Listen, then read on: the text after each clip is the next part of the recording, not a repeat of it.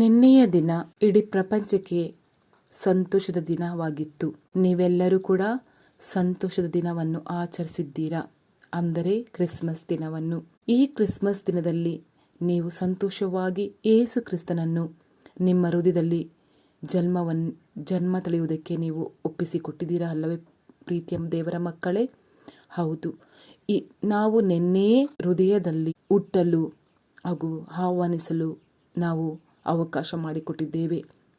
ಅದೇ ಪ್ರಕಾರ ಇಂದು ನಾವು ದೇವರನ್ನು ನಮ್ಮ ಹೃದಯದಲ್ಲಿ ಅಂಗೀಕರಿಸಿಕೊಂಡು ಅವರ ಮಕ್ಕಳಾಗುವ ಭಾಗ್ಯ ಪಡೆದುಕೊಳ್ಳೋಣ. ದೇವರ ಮಕ್ಕಳಾಗುವ ಭಾಗ್ಯವನ್ನು ಲೋಕದಲ್ಲಿರುವ ಜನರೆಲ್ಲರೂ ಪಡೆದವರಲ್ಲ. ಯಾರ್ಯಾರು ಯೇಸು ಕರ್ತನನ್ನು ರಕ್ಷಕನೆಂದು ವಿಶ್ವಾಸದ ಮೂಲಕ ನಂಬಿ ಸ್ವೀಕರಿಸುತ್ತಾರೋ ಅವರಿಗೆ ಮಾತ್ರವೇ ದೇವರ ಮಕ್ಕಳಾಗುವ ಅಧಿಕಾರವನ್ನು ದೇವರೇ ಕೊಡುವರು. ವಾಕ್ಯ ಹೀಗಿದೆ, ಯೋಹಾನ 1ನೇ ಅಧ್ಯಾಯ 12ನೇ ವಚನದಲ್ಲಿ. ಅಂದರೆ ಯೇಸು ಕ್ರಿಸ್ತರಲ್ಲಿ ವಿಶ್ವಾಸವಿಟ್ಟವರಿಗೆ ದೇವರ ಮಕ್ಕಳಾಗುವ ಹಕ್ಕನ್ನು ದೇವರು ಕೊಟ್ಟರು.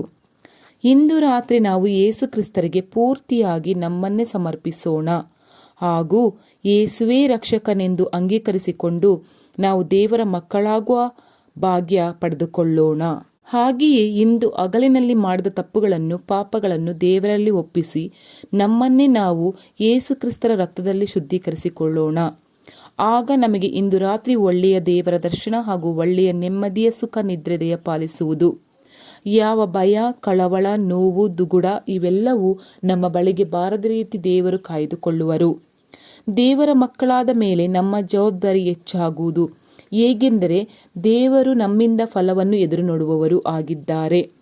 ಆ ಫಲಗಳೇನೆಂದರೆ ಗಲಾತ್ಯ 5ನೇ ಅಧ್ಯಾಯ 22ರಲ್ಲಿ ಪ್ರೀತಿ, ದಯೆ, ಆನಂದ, ಶಾಂತಿ, ಸಮಾಧಾನ, ಸಹನೆ, ಸದ್ಗುಣ, ಪ್ರಾಮಾಣಿಕತೆ, ನಿಷ್ಕಳಂಕ, ಸಂಯಮ ಇವುಗಳೇ ಪವಿತ್ರಾತ್ಮನಿಂದ ದೊರಕುವ ಫಲಗಳು.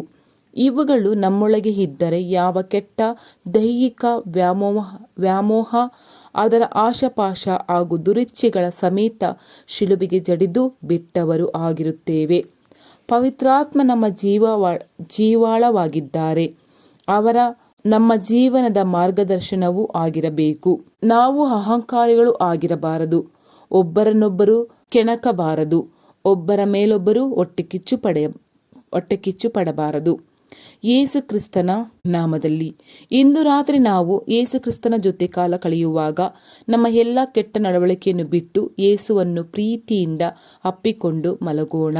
ಆಮೇನ್ ತಂದೆಯೇ, amen. Thank you Lord Jesus Christ. I love you Jesus. I love you God. I love you Holy Spirit. Thank you angels.